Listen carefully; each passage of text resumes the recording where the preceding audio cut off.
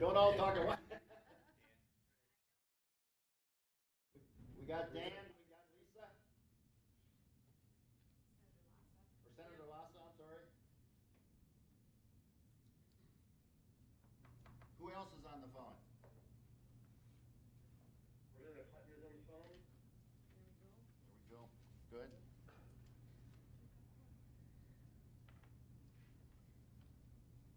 Representative Barca, are you here yet?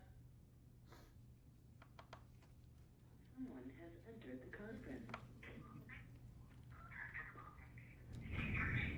Representative Barca, is that you?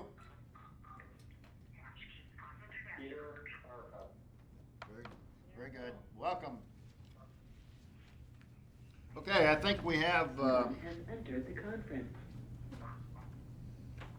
Here, Barca. Someone has left the conference. Hello. Yes, Peter, are you on? Yeah, sorry, Peter. I hit the line initially, but I was having trouble getting through, so. Okay, well, welcome.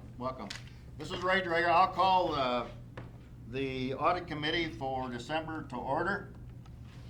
We will take roll call.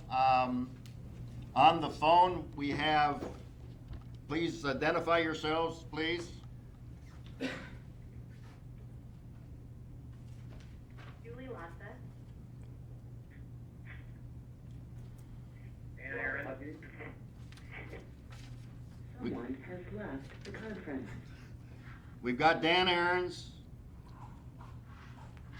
Who else was on the phone?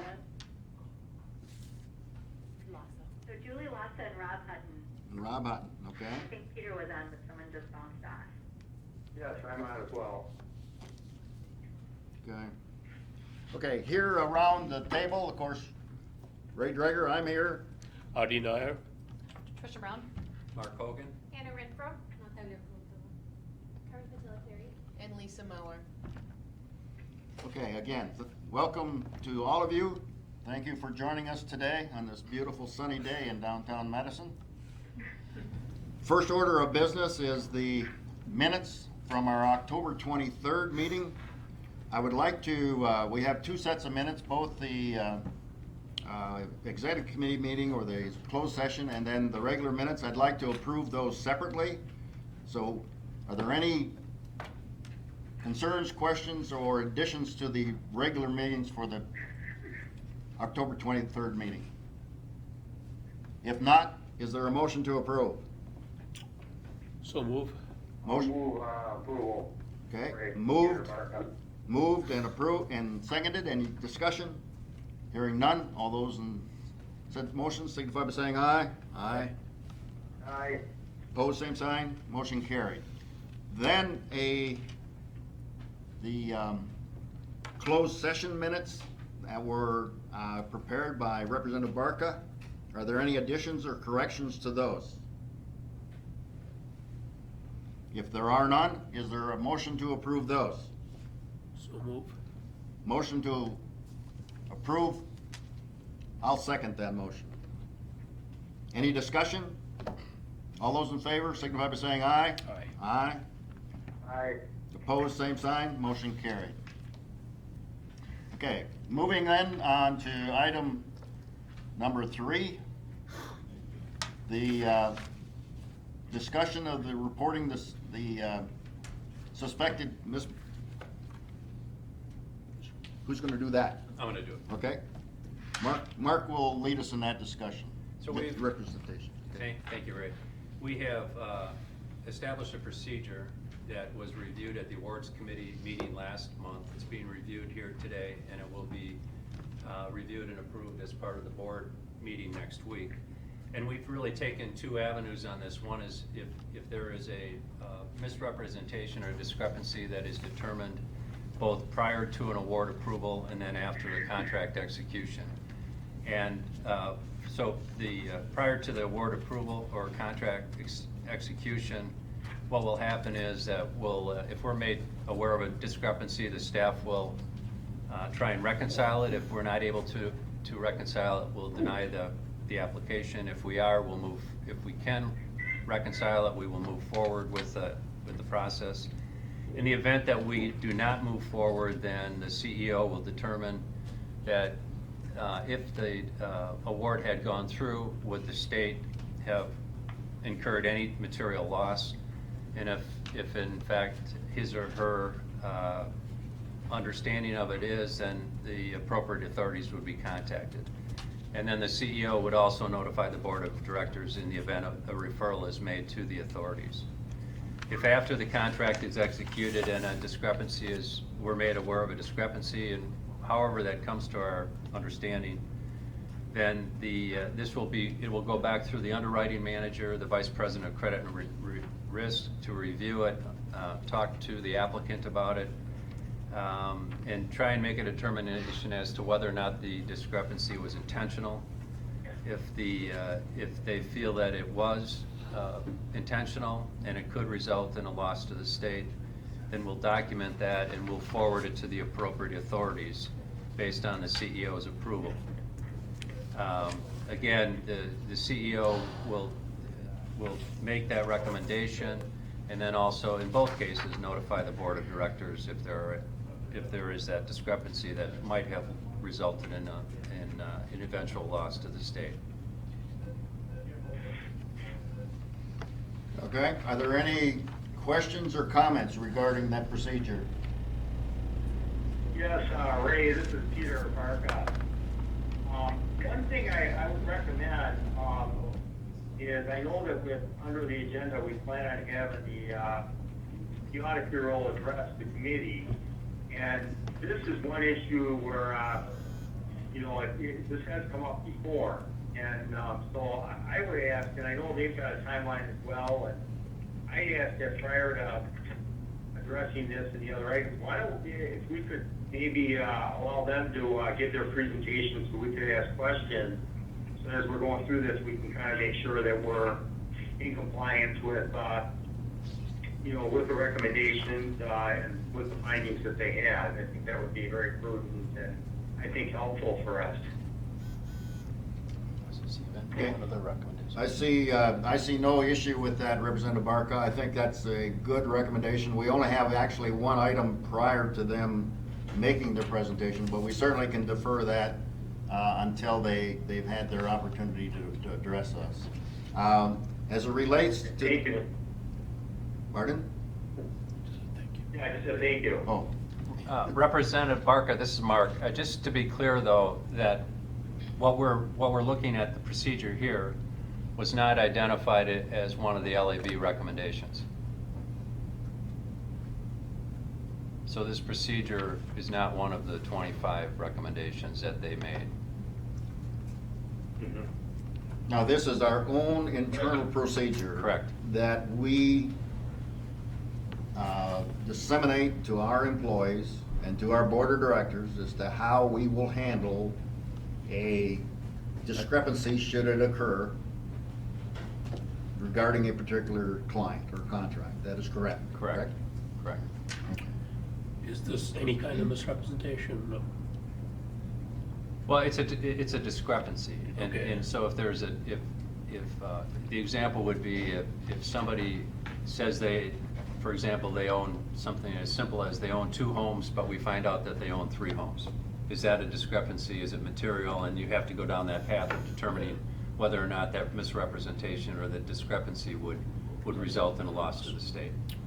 And you could take any number of examples that you might look at. How do we handle the possibility, as has occurred, where the company changes ownership and we end up with new owners or new principal people involved in this particular loan? Do we go back, start at ground zero again, or do we start somewhere less than that, I guess is the question I've asked? Because it seems like some of these, as we come back to the board, we keep getting amendments because the company has changed. Is that disseminated to the company or to the business that we're making that loan to? That if that occurs, that has to come back to us? When we have an amendment, it goes through the internal review process and there's a staff review, so then underwriting is conducted again for every amendment, for every amendment. Okay, very good. Okay, any other questions? Okay, hearing none, then I would entertain a motion to approve this as our internal policy. So move. Motion has been moved, is there a second? I will second. Any discussion? All in favor signify by saying aye. Aye. Aye. Opposed? No. Were you opposed, Representative Barca? Yes, I do, thank you. Okay, so noted. Motion passes. Okay, let's then move on, as suggested with our LAB report. Mark is going to kind of kick that off a little. We have the audit services first, RFP. Okay. the RFP, right? Okay, I thought we were gonna switch that around. Okay, well, let's do the RFP. We'll do the RFP. I'll back up, Representative Barca. We'll do the RFP, which should not take long. Okay, Hey, you know what, though, Mr. Chairman, I'm kind of confused. If all we agreed we're gonna let LAD go, they're on a tight timeline, it could be discussion. I'm fine with that, I'm sure the RFP is perfectly fine, but there's nothing timely about that. I'm confused why we wouldn't just go forward with the LAD, so we can have sufficient time to make their presentation and we can ask questions and, you know, why make them sit there and wait for a discussion on the RFP and listen to our staff when they're gonna be here for the whole meeting anyway? okay, I'll defer back. Just call me Mr. Waffle. We'll call on our LAB, but Mark will lead us off. Yeah, okay, thank you, Ray. We appreciate the opportunity to review our responses to the LAB recommendations. As has been stated on several occasions, we welcome their recommendations as we stay on the path of continued process improvement. Whether an organization is 5, 10, or 50 years old, the most successful ones are those who continually look at what they do and how they do it with the goal of improving their end results. We certainly believe that is an important part of who we say we are as an organization. So just a brief background. The LAB, our responses to the audit were first reviewed at the audit committee on June 30th. Many of those responses have been implemented and in fact were reviewed and improved as part of our fiscal 2016 compliance plan, which was approved by our board at the meeting on July 20th held in Oshkosh. So the purpose of today's review is twofold. One is the LAB has recommended, and this is number 25 on the last page, that our efforts to implement each of their recommendations be reported to the Joint Legislative Audit Committee by February 1st of 2016. Now, and we are reviewing the report today, which we will take to the board next week for their approval, at which time we will then forward it to the Legislative Audit Committee, and it will be in their hands before the end of the year. And then second is to give members of this committee, as well as any interested board members, the opportunity to formally ask the LAB representatives any questions they may have regarding the audit. Before we get to the LAB part of the meeting, though, I would like to point out a couple of things that have changed since the board last reviewed our responses in July. First is number 3 on your list regarding the administration of the awards. And this will be shifted from the decision date to the contract date. That's consistent with both the LAB's recommendation as well as the recommendation that you will see in the Center for Regional Economic Competitiveness, or the CREC report, which will be reviewed at next week's board meeting. This will be implemented by July 1st. It will take us longer to do it. There are technology, financial reasons, there's contractual reasons, several things that we need to look at prior to that point, and we will need a good number of months to get that in place.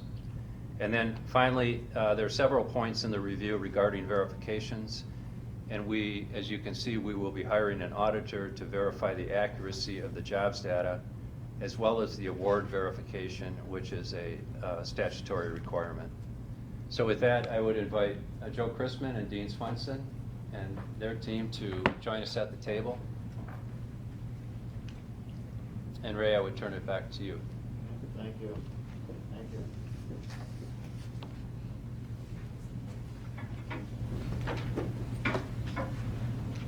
Welcome. Thank you, Mr. Chair and members. Again, my name is Joe Crispin. I'm the State Auditor and Director of the Nonpartisan Legislative Audit Bureau. I'm joined to my right by Dean Swenson, Performance Evaluation Director, and to his right by Kendra Epler, Financial Audit Director. Today, as noted already, you're discussing the response that was part of a recommendation we made in Report 15.3 to have WEDC and its board report back to the Joint Legislative Audit Committee by February 1st on the status of recommendation implementation. At a very high level, I can point you to within Report 15.3, the summation of the recommendations themselves as we characterize them. You can see a map to those recommendations on page 6 and 7 in the highlight section of Report 15-3. And of course, then you're also finding them represented by WEDC staff in the leftmost column of what you have as your follow-up report. In terms of our conversation today, we're of course happy to respond to your questions. It's important to note, however, that since completion of Report 15.3, we've conducted no additional audit work at WEDC. And in that basis, I won't be responding to questions about the completeness of what has or has not been addressed as represented by that follow-up report that's before you for your consideration today. So questions about the recommendations themselves that we made in the report are certainly welcome. We'll audit fulfillment of the recommendations themselves when we return for our next biennial audit that would be completed and returned to the legislature in 2017. So with that, and thank you again for accommodating our time constraints today, I'd like to move as quickly as possible to your questions. So how may we help you? Questions from the committee? Well, I will ask a question if I may, Ray. Certainly. The question I have involves process. Sure. One process being, there's a draft report that's provided to both staff and legislators who are part of the board who may want to review the draft before it reaches its final form. Could you please clarify for me why the full board is not allowed to see the draft LAB report prior to its publication, and particularly the executive committee? Sure. The approach that we take with any governing body in terms of this report or another is that the auditee for us is the staff of WEDC. You, of course, as a board, have governing responsibility for that as well. But the Audit Bureau also operates under a confidentiality statute that requires us to maintain the confidentiality of the document until it's released. As I discussed when I appeared before you after the 13 audit was produced, that is the process we, the Bureau, have observed for many years in terms of managing the nature of a relationship between an auditee with the board and our office. Thank you. Any other questions? I have a question, Ray. One of the issues that we've been grappling with, Joel, and this was part of your report, of course, and I know that I know you kind of, I think your staff has followed over our discussions. I know you're pretty much aware of it. But this has come up in our full board meeting as well as our committee, and that has to do with the issue of verifying jobs. The process that takes place, and I know that. And I believe maybe Mark Hogan may want to address this as well after you're finished responding, Joe. But I know that one of the issues has been that what we've done within the WEDC is to ask businesses whether or not they have actually created the jobs for which they've indicated in their contractual obligations. But I know that in your report, you talked about the fact that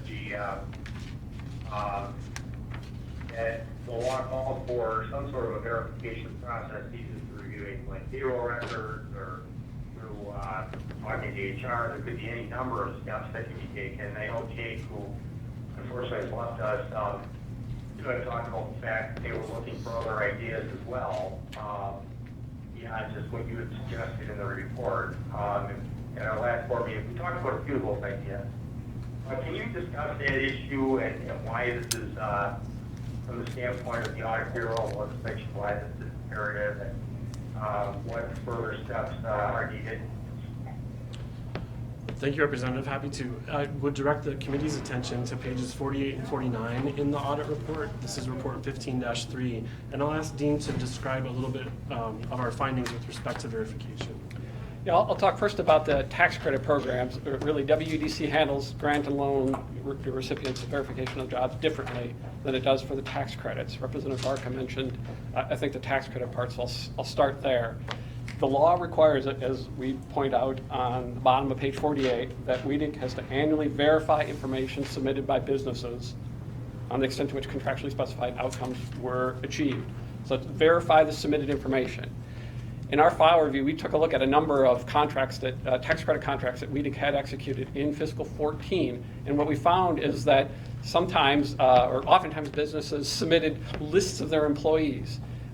These were not official payroll records in most instances. It was just a spreadsheet of names that anyone could have put together. And we saw no evidence from our file review that WEDC had done anything to verify that information that had been submitted, as is required by the law. So that is the nature, or the basis of our recommendation, that that information be verified. Some way, we point out one option on the top of page 49 is to collect the official payroll records. There may be other options, but we leave that to WEDC to determine how exactly they should go about verifying the submitted information. So, Ray, can I just Yes, ask a go ahead. question? So, following up on your comment, we have put together a response to that, and part of that response includes retaining the assistance of an outside auditor to help us verify the accuracy of the jobs reported. Is this enough? What is the bar of expectation going into the next audit cycle? Will this satisfy the comments made on pages 48 and 49 in terms of the point being it wasn't adequate? I think we, as Joe had mentioned, we have not audited this, so we can't say. We in our next audit, we'll go in and take a look at what has been done, and then we will make an assessment whether that information that had been submitted by tax credit recipients had been verified. Are we on the right path? You're on the right path if you do something to verify the information that is submitted. And I'll just point out, this is something that Dean and I talked through, this issue about the sample verification process. There's the verification methods that we use, and then there's the sample verification. And we did complete that sample verification. LEB has not audited that verification process, so that's the issue. And so I would assume that during the next audit that LEB will come in and verify that. There was some miscommunication about that sample verification, and so it wasn't included within this audit. But I will point out, but we did read at the end of the audit the sample memo that Jake Hester had put together, and the memo explicitly said, this is the memo we put together in January of this year, that we did not assess the wages paid to or hours worked by recipients. So if there is no assessment of wages and hours, then I'm not sure what verification can occur, because that is the basis of the awards. A company cannot simply hire 100 people being paid minimum wage working half-time. That would not be sufficient to actually receive the tax credit or the grant of the loan. So without that sort of assessment, as we saw in the summary memo that Mr. Kester put together, there is no verification. And again, for the committee's benefit, that discussion is separate from the one we pointed to just a moment ago. That's on page 59 of the report.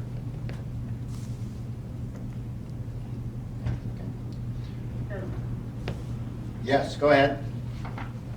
Yeah, I just have a couple of questions. Thank you very much, Mr. Chairman. I guess one of the recommendations that the LAB made was that, or one of the reports that they had was that the LAB found that WEDC sometimes completed staff reviews for one program and then made awards through a different program. Can you answer that,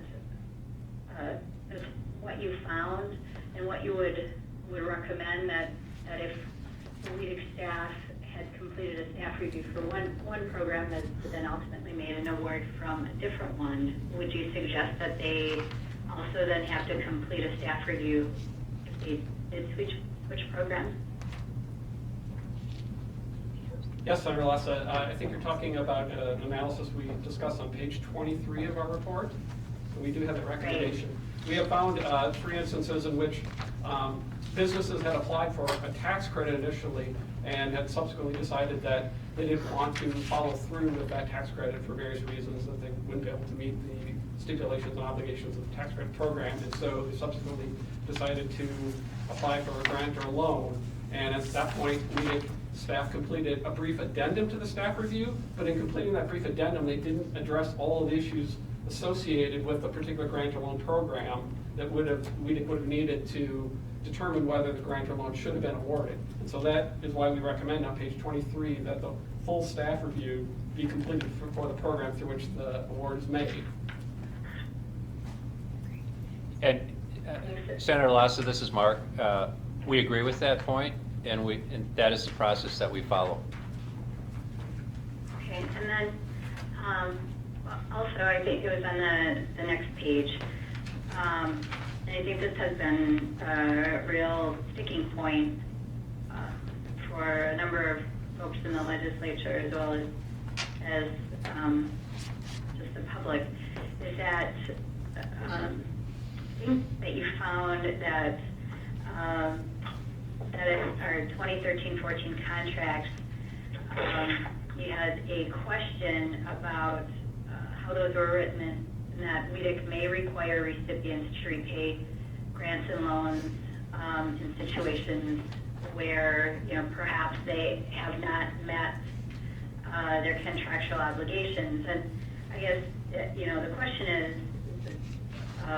will WEDC staff contractually require each grant and loan recipient to repay the award, whether it's a grant or loan, or if it's a forgivable loan, if within 5 years after the award was made, the recipient ceases to conduct the economic activity in Wisconsin for which it received the award, and then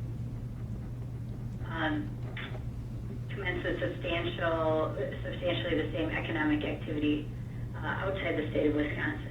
I think, because statutorily we have to claw those awards back, and I think there's been a question about whether or not awards have been clawed back, especially in the case of outsourcing. So I was wondering if you could address that part of the Senator Lassa, I'm Yeah, sorry. audit. Was your question directed to us, Senator Lassa, or to the staff of WEDC to answer that question?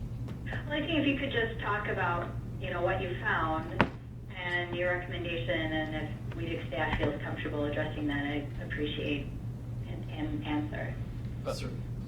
Joe, let me just take this for a second. In that, and number 2 on the first page of our responses, we've indicated that as of December 1st, we have changed our contract templates. I should have pointed this out early on when I was summarizing the changes, because this is a significant change. And where we're following statutes, it shall be, we're using the word shall rather than may. And so, Senator Lassa, we are addressing your specific point, and we have made those changes to our contract templates. Okay, and then do you know, Mark, if that would, what would happen to the contracts that we are currently in force? I mean, I'm assuming that we can only make those changes if those awardees would come back and want some sort of modification, correct? Right, yes, but the language that we currently have in our contracts, or that we had before December 1st, that doesn't affect our enforcement capabilities. So we have enforced penalties on several awards, including on tax credits, so that this language does not impact those enforcement capabilities. So we have clarified, we've undergone a comprehensive effort and gone through all of our templates to make sure that the language mirrors exactly the statutes, But our enforcement capabilities were not affected by the previous language. And I think that's the key, that, you know, coming in and being the new person here, when we're looking at that, we felt that what we had was enforceable, as Hannah said, and in fact, we were able to enforce it given the language that we had. But we're taking this step to clear it up. Okay, very good. Any other questions? Another question that I have has to do with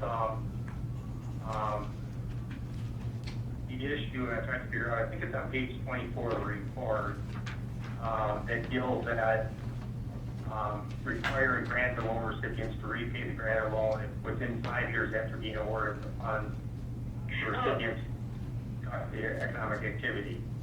So, Peter, Yeah.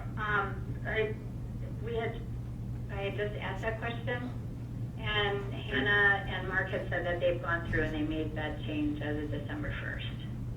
So is that the 5-year provision though, that you retract it for 5 years? Yes. Okay, I'm sorry, I didn't follow the 5-year provision, because I know that's gotta be difficult, I think, it's just, 5 years is a substantial period of time, and if we can track it that way, I think that's ideal. Yes, our closeout process tracks that period. Okay, perfect. That's good to hear. Okay. Other questions or comments?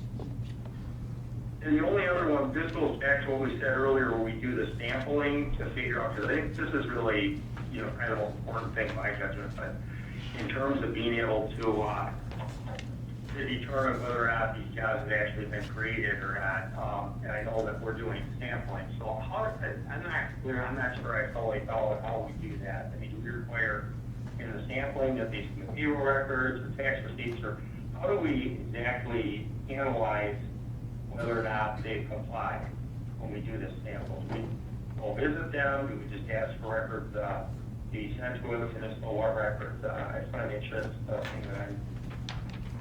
Yeah, so this is Hannah. We collect a random sample of the awards, and then we look at the performance report and we ask for information to validate that performance report information. So for a capital investment project, then we get invoices.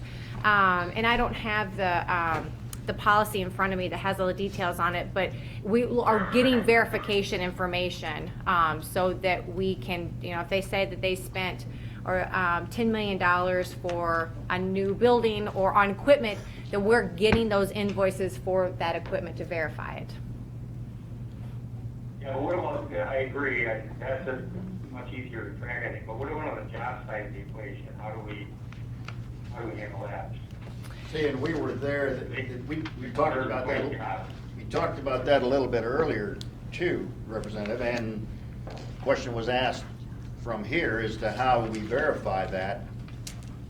Staff has addressed that, have come to a verification. LAB will not respond because they see it as an issue. They know that we've got to verify better than just putting a name on a piece of paper and sending it in and say, this is employee number 1 that was hired. I think that is something that staff is working on to further clarify, if I'm correct. I think I heard that, but the part that we didn't really specifically state, there has to be some sort of a process. I mean, so the question is, do we get tax records to verify it? Do they get us HR records? I heard the part when they said that we do like a sampling, but it's not clear to me. I mean, I know before when the issue came in, that we just asked companies, they said, yeah, we took care of it. And then I know that Jake had talked about, doing the sampling and taking it to the next level, but I never, unless others are aware of it, or I'm not, I never quite heard, what is our process? Do we have a policy now that we go we do an actual visit, or we have submit payroll records to us, or what's our verification process? Because otherwise, we're just going to, we're going to have the same report all over again when they do their audit next year. Yeah, so this is some of what Mark talked about earlier, if you look at the response to number 11, the initial and then the updated response to number 11 and to number 17, but when we get a performance report that's attested to by the company, so that performance report will outline jobs, capital investment, whatever the performance metrics might be, and that's attested to by the company. For tax credits, then we also get payroll information from the recipient that documents the employees and the wages that are paid.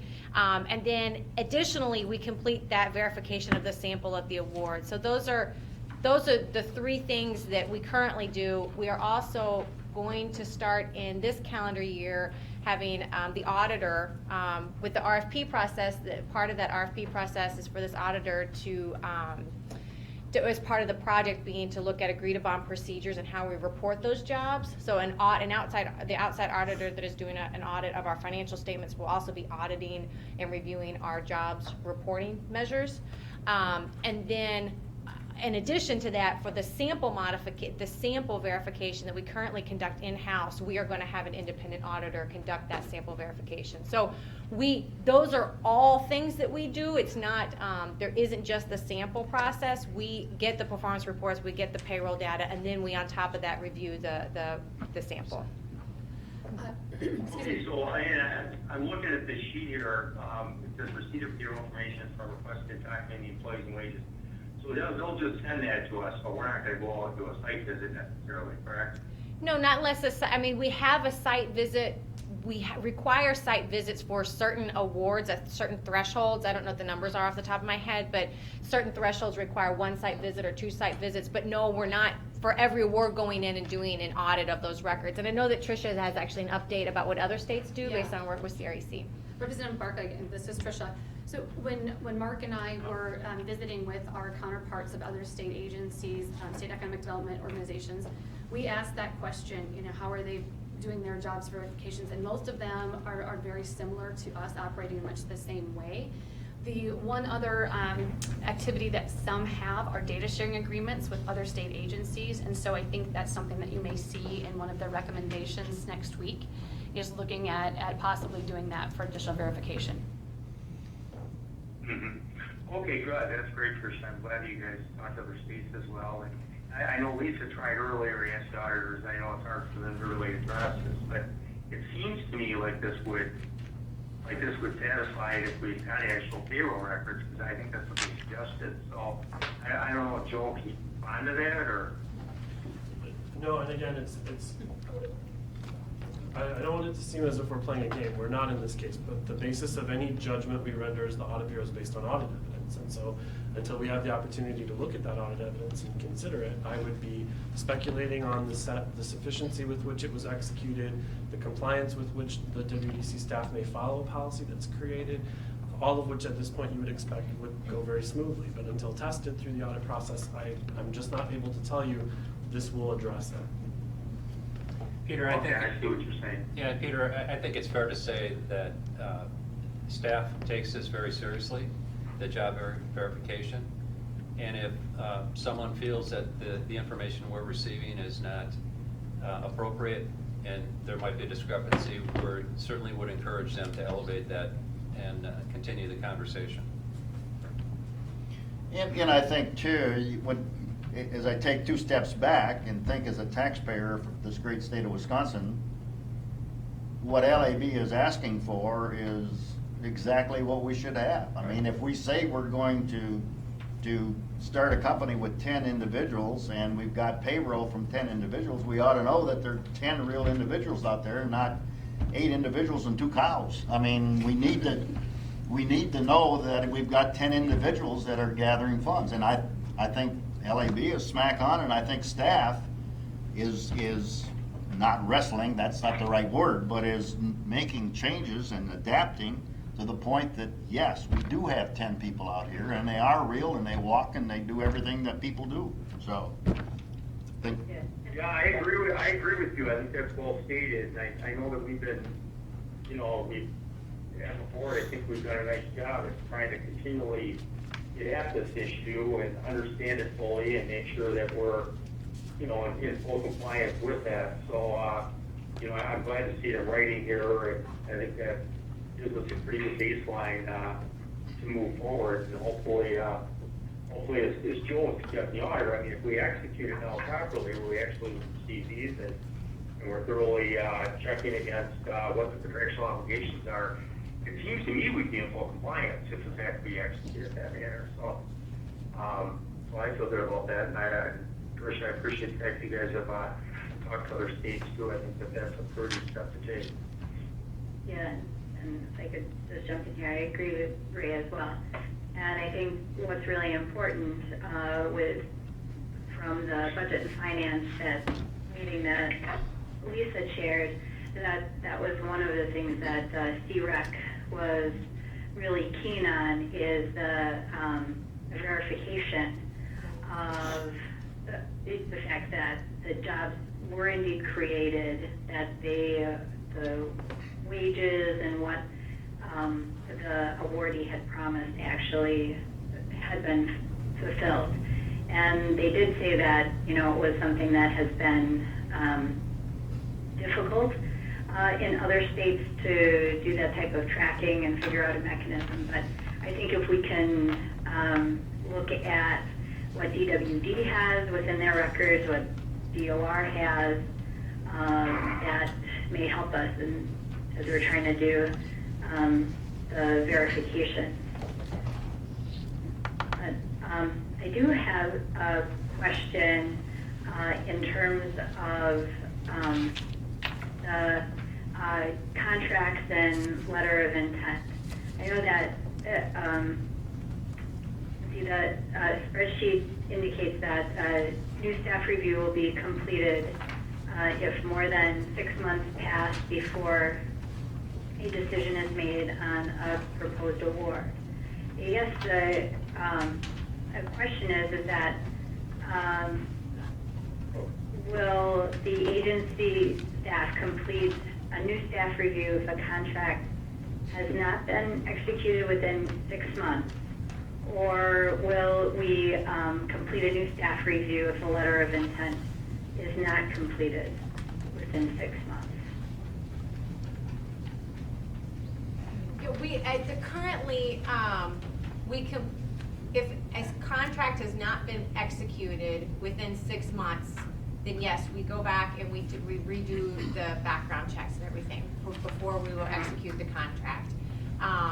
If you're asking how that's going to be affected when we move awards administration to a contract execution date rather than an original decision date, that's one of the many questions we'll have to figure out, and that's why we need several months here to figure out how exactly other policies and procedures will need to be modified based on that different date. So I don't know that we know the answer to that question yet. I mean, I can say that we'll maintain that requirement that if something isn't executed within 6 months, that the basis of it is that background checks, they expire in 6 months. So if we've conducted the background checks and we have sent a draft contract and we're humming and hawing about it, and and it's been 7 months have passed, then we're going to have to redo the background checks.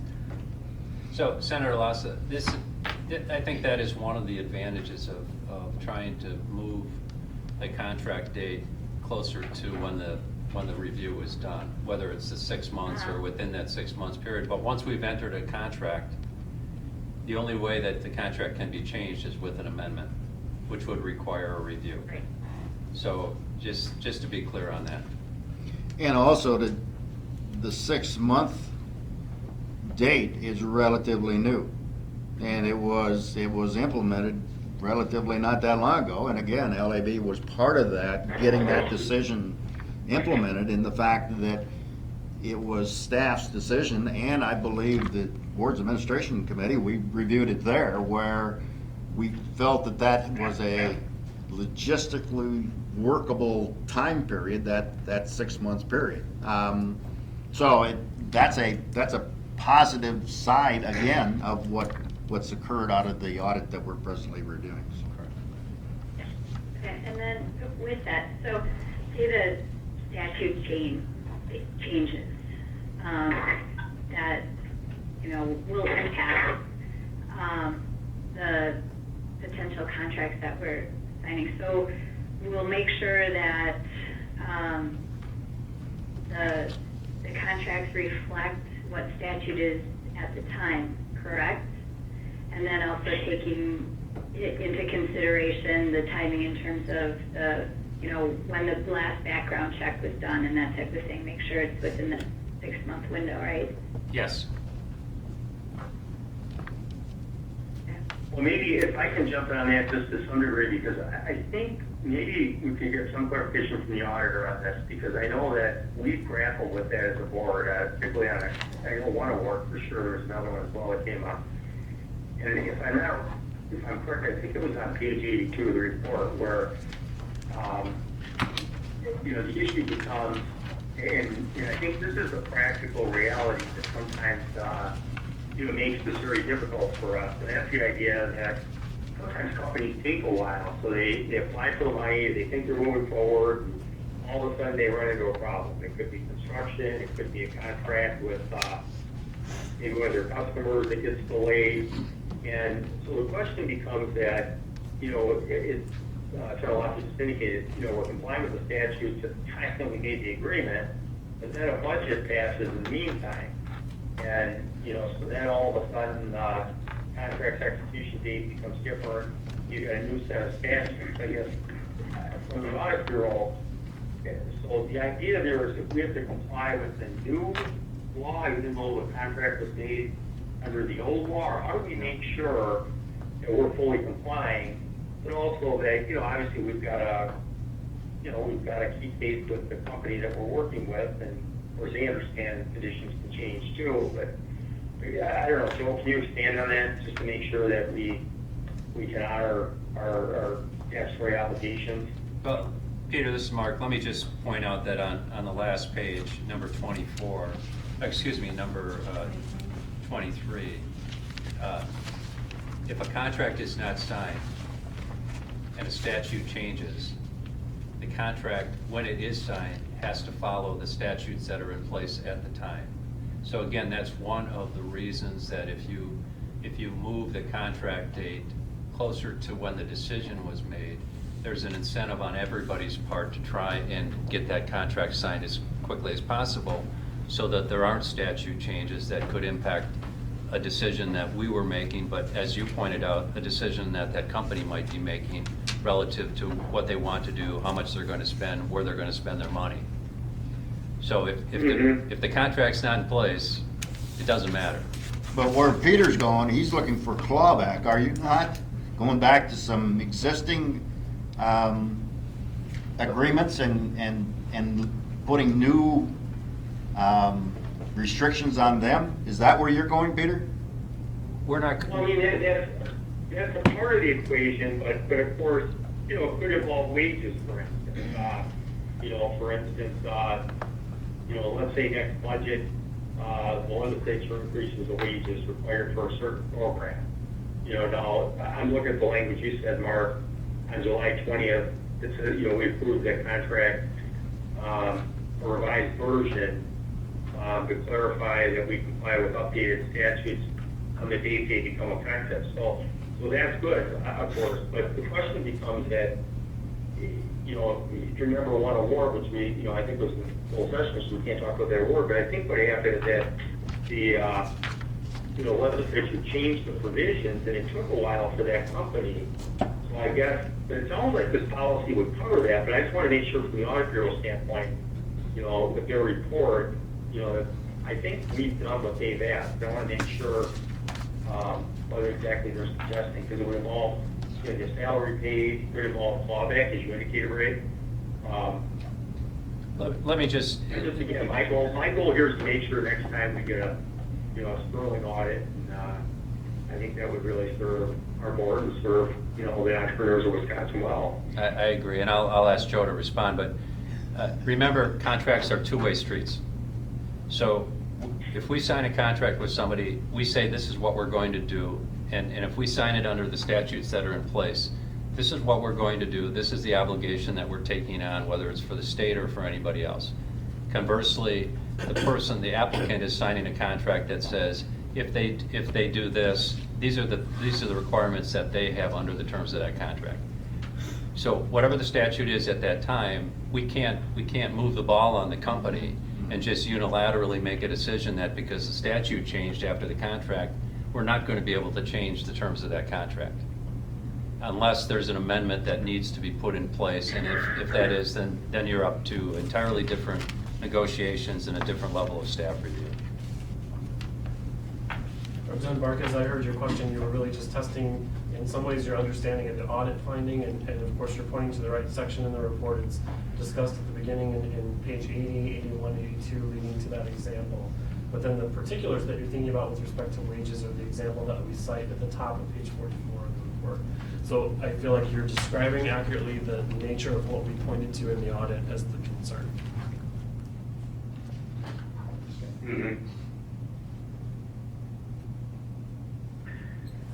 And I know, this is Dan Aarons. I know that we're getting at the end of our time, that Joe can be with us. I just have a question because I ask only because I don't know Joe, and that's it helps me get a little background on LAB and the work.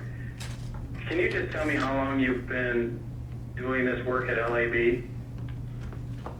Are you asking me specifically, or LAB as an organization? You specifically, because I think you run the office, right? Sure. Yeah, so I've been with the Legislative Audit Bureau since 1997. I've been state auditor since October of 2011. And the Bureau's been in operation doing this kind of work since, well, gosh, we're celebrating our 50th anniversary in 2016. Cool. Nice.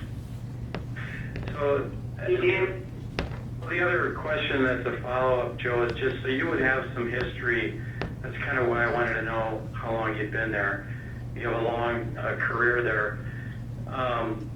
Do you recall when you were at LAB prior to 2011, did we audit the Department of Commerce in a similar way that WEDC is being audited?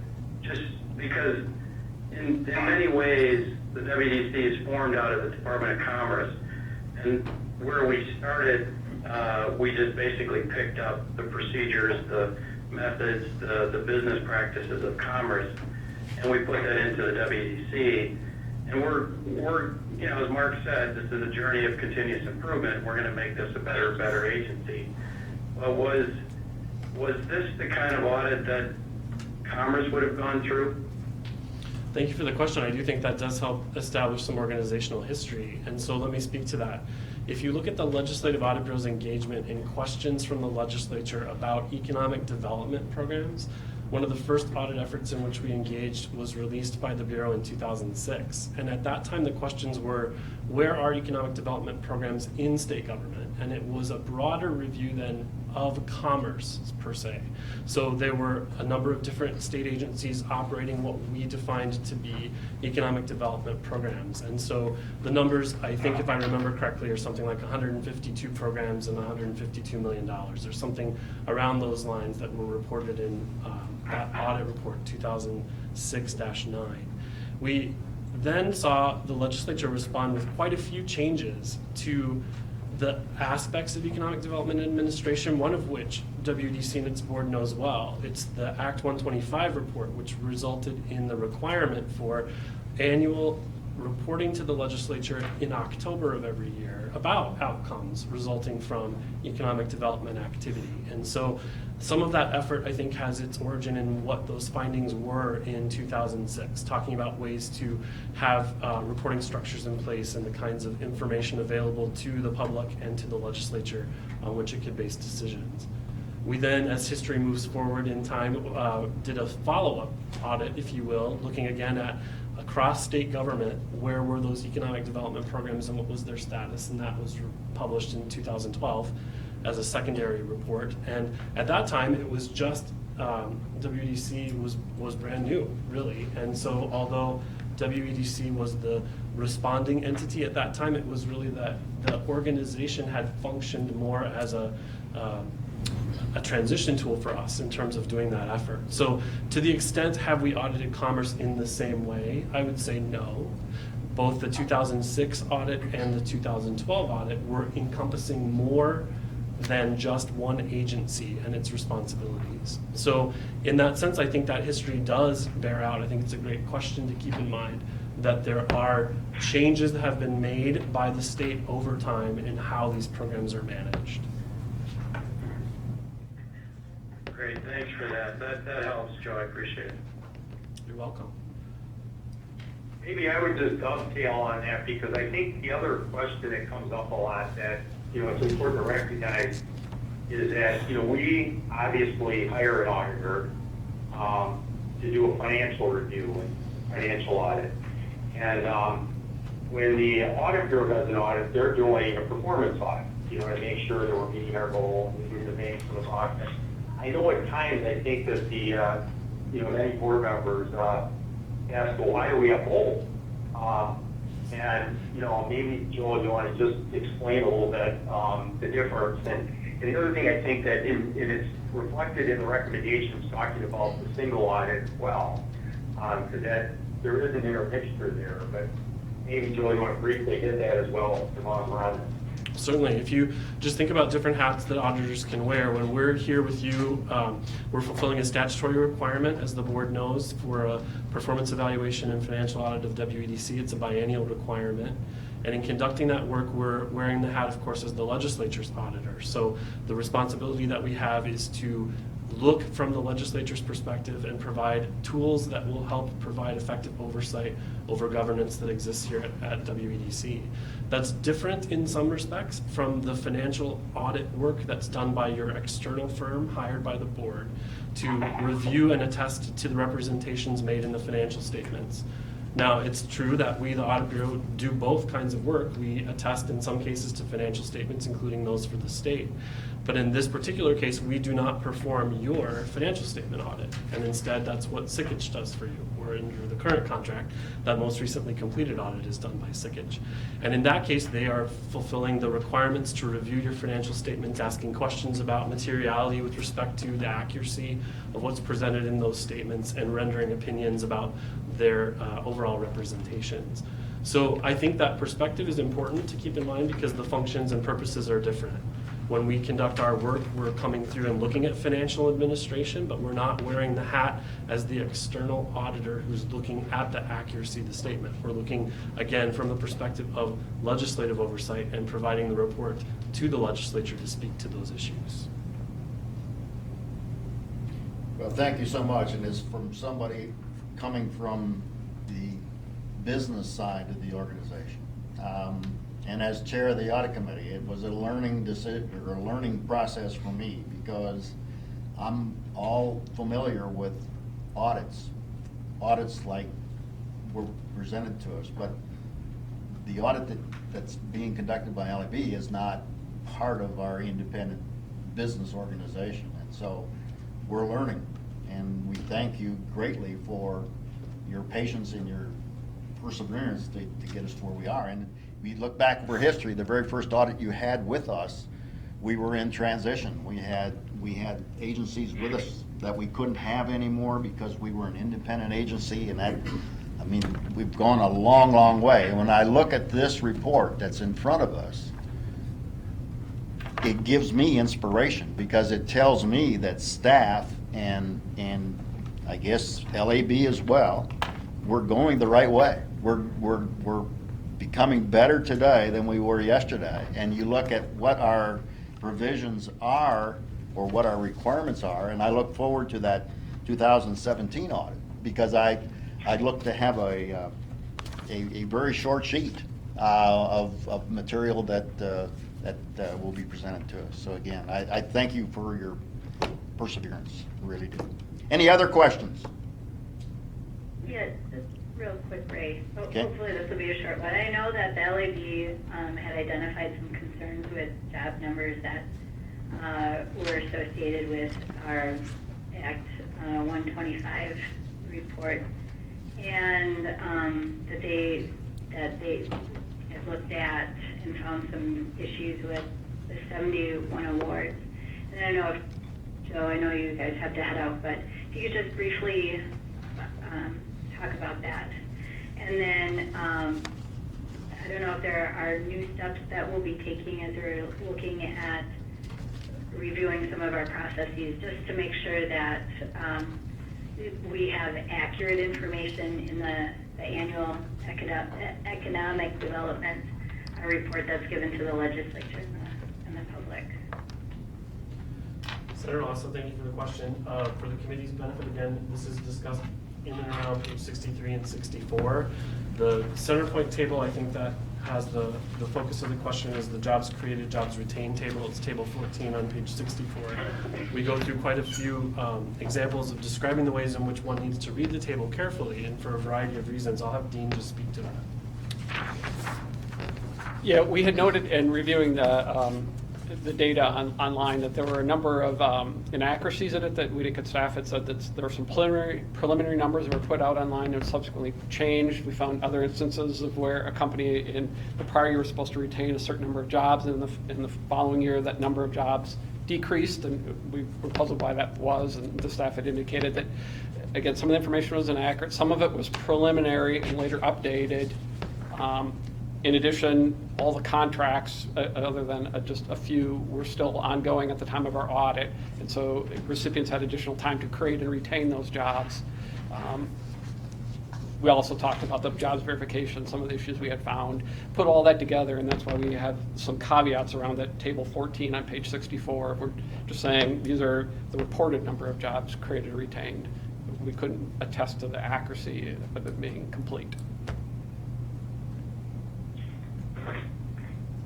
And I think to staff, again, and I'm talking more from staff, I mean, we have instigated now a procedure where jobs are indicated yearly for the particular awards. And again, that's for our next audit. So anyway, other questions? It is after 2 o'clock. And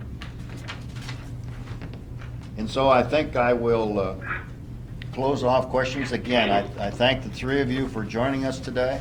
It has been an enlightening experience.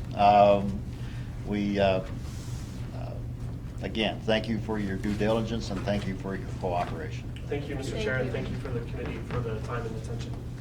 Thanks. Have a good rest of the afternoon.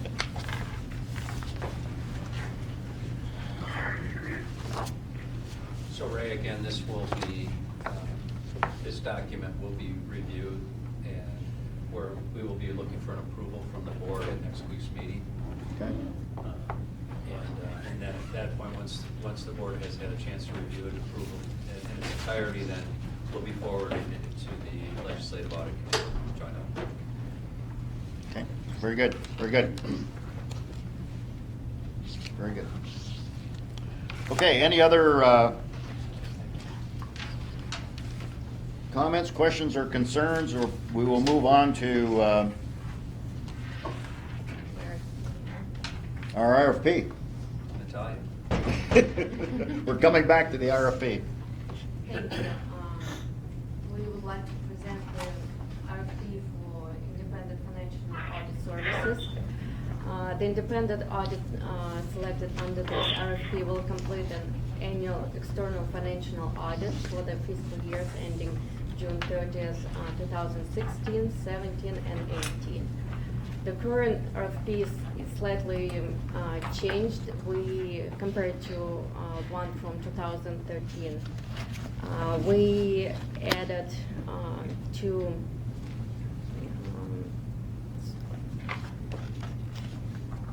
additional services, federal single audit, and agreed upon procedures engagement.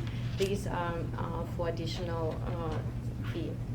The project timeline, we expecting to receive the proposal by the end of February, and would like to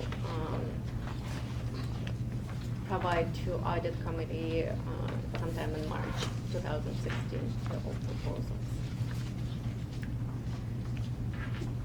Okay, we look to get our RFPs back by what date? February 29th. End of February. Mm-hmm. February 29th, is there a February 29th? Sure is, wow.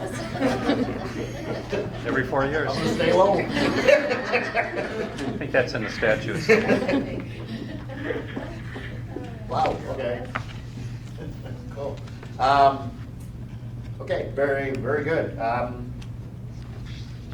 The last time we put out an RFP, I believe we had 2 recipients, or there are two applicants. So I guess from a chair standpoint, I would ask staff to kind of do a due diligence to get the information out that this is up for RFP. And there is an opportunity to be employed by the great state of Wisconsin. So, okay. Any other questions or comments or concerns about the RFP?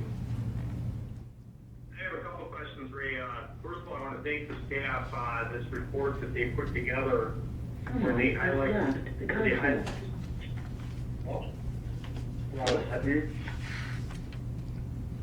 hear me, Ray? Yes, we can hear you. We just, I think Representative Hutton left, but go ahead, keep going. Okay, great. So I just wanted to thank the staff. I think it was very good the way they highlighted the differences between the last one and this one. It makes it much easier to review. And you know, as you recall, Ray, we went through very carefully last time, and basically it's very similar to what we put forward in the last RFP. So I think it's a good draft overall. I think it's very good. Just 2 changes that I noted that I just wanted to make sure I understood. One has to do with, it looks like they just rearranged with the single audit. There was it looks like they took it out of one section but just put it in another. So I assume they did that just like, for instance, on page 4 of 8, at the top of the page, they took out that language regarding the single audit. But then I noticed that they added that in on page 2. So I assume they just rearranged it in such a manner so that they must have gotten feedback saying that to the degree to which you have to do that is going to require an additional fee. So I think that's why that was done, so I just want to confirm that. And then the second part that I wasn't quite as clear on is on page 2, section C, it said a draft of the auditor's required communications are added in, but then they crossed all to include an executive summary, audit scope, objectives, and audit conclusion. So I wasn't clear why they struck out that language. I assume we still want an executive summary and audit conclusions. Comments from staff? On the single audit piece, we're actually adding into this RFP that we want the single audit completed, and previously we were explicitly excluding it from the scope of work. So that's on the single audit piece of it. The language that being struck about the executive summary, audit scope and objectives and audit conclusions, Natalia, you might be able to speak to that, but I assume it's just because that wasn't necessary to delineate specifically the particular provisions of the audit, that we still want all of the normal components of the audit, but we just didn't need to specifically delineate them in case an auditor referred to them as something other than what this is referred to specifically. Okay. So we do still want them here indicated, we just don't want to delineate it. I'm sorry, why don't we want to delineate it, though, if we definitely want it? Well, I think, Peter, it falls under what's the auditor's required communications. And that's a generally accepted understanding as to what those required communications are. And what Hannah said was, rather than delineate the titles, we are calling them required communications. So we will continue to get the same information that the audit committee has been receiving in the past. Okay, no problem. If that's what that, the essence of that, just adding the word required communications and achieves, and I have no problem with that at all. Okay. Okay, very good. Very good. Well, there's no approvals needed for this event, so we'll move on then. Any other questions or comments? The only thing I would add, Ray, is that Brian Nowicki, our CFO, will be joining us in 2 weeks. Okay. And so we're looking forward to have him become part of the team. Okay, okay, very good, very good. Now, we'll bring the proposals back to us. with a recommendation or not? Or we? The RFPs? Of the RFPs. Will staff give us a recommendation as to, Yes, I mean, we'll let you know who responded, and we'll lay that out, but we'll provide you some guidance as to what we think based on the responses that we have received. excellent, okay, good, okay, excellent. Okay, any other questions or concerns? Is there any other business to come before this audit committee meeting?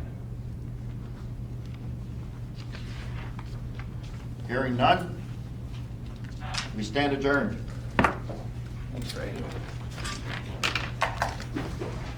Thanks for your time.